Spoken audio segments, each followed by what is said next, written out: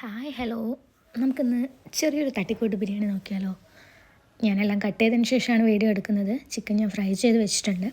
അതിലേക്ക് വേണ്ട ക്യാരറ്റ്, ഉള്ളി, തക്കാളി, ഇഞ്ചി, വെളുത്തുള്ളി ഒക്കെ കട്ട് ചെയ്തു.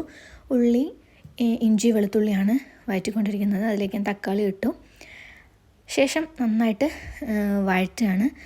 നല്ലപോലെ വഴണ്ട് വന്ന ശേഷം ഞാൻ അതിലേക്ക് കുറച്ച് തൈര് ആഡ് ചെയ്യുന്നുണ്ട്. അതുപോലെ തന്നെ പൊടികൾ, മഞ്ഞൾപ്പൊടി, മുളക് പൊടി, മല്ലിപ്പൊടി, കുറച്ച് ബിരിയാണി മസാല, ഗരം മസാല, ഇത്രയും മസാല ആഡ് ചെയ്ത ശേഷം ചിക്കൻ, പൊരിച്ച് വെച്ച ചിക്കൻ അതിലേക്ക് ഇട്ടിട്ട് നന്നായിട്ട് ഇളക്കിയിട്ട് ഒന്ന് മൂടി വെക്കും. അപ്പോഴത്തേക്ക് നമുക്ക് അരി കഴുകിയെടുക്കാം.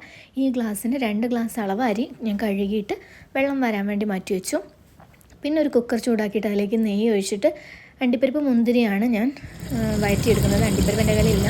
അപ്പോൾ മുന്തിരിയും അതുപോലെ ഗാർണിഷ് ചെയ്യാൻ വേണ്ടിയിട്ടുള്ള ഉള്ളിയും രണ്ടും ഞാൻ നന്നായിട്ട് ഫ്രൈ ചെയ്തിട്ട് എടുത്ത് മാറ്റി വെക്കുകയാണ്. പിന്നെ ആ അളന്ന് വെച്ച അരിയും വെള്ളവും, അതിന് കണക്കായിട്ടുള്ള വെള്ളവും ഉപ്പും ചെറിയൊരു ലെമൺ ജ്യൂസും കൂടെ, ഒരു ഹാഫ് ലെമൺ കൂടെ ആഡ് ചെയ്തിട്ട് കുക്കർ മൂടി വെക്കുന്നു. സൈഡിൽ കൂടെ ഞാൻ തൈര് ചമ്മന്തി ആക്കിയിട്ടുണ്ട്. 2 വിസിലിന് ശേഷം ഞാൻ കുക്കർ ഓപ്പൺ ചെയ്തപ്പോൾ ഇതാണ് എൻ്റെ റൈസ്. ഞാൻ അതിൽ ക്യാരറ്റ് കൂടെ ഇട്ടിട്ടുണ്ടായിരുന്നു. ഇനി അത് ദം ചെയ്യാൻ വേണ്ടി ഒരു പാത്രത്തിലേക്ക് മസാല ഫസ്റ്റ് ആഡ് ചെയ്യുകയാണ്.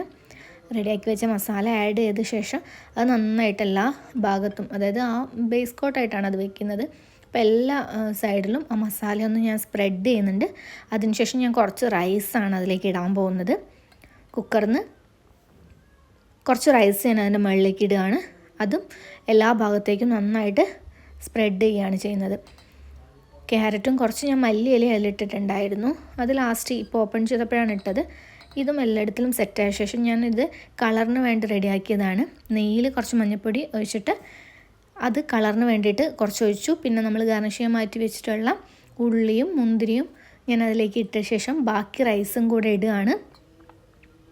ബാക്കി റൈസ് ഞാൻ ഫുള്ളായിട്ട് ഇട്ട ശേഷം അതിൻ്റെ മുകളിൽ ബാലൻസ് ഉള്ള ഉള്ളിയും അതുപോലെ തന്നെ അത് ഡെക്കറേഷന് വേണ്ടി ഇട്ടിട്ട് ഞാൻ ദം ചെയ്യാൻ വേണ്ടിയിട്ട് ഒരു 2 മിനിറ്റ് ഗ്യാസിൽ വെച്ചു. 2 മിനിറ്റിന് ശേഷം ഞാനത് ഓപ്പൺ ചെയ്തപ്പോൾ ബിരിയാണി റെഡിയാണ്. ജസ്റ്റ് ഒരു തട്ടിക്കൂട്ട് ബിരിയാണി മാത്രമാണിത്. Okay, thank U.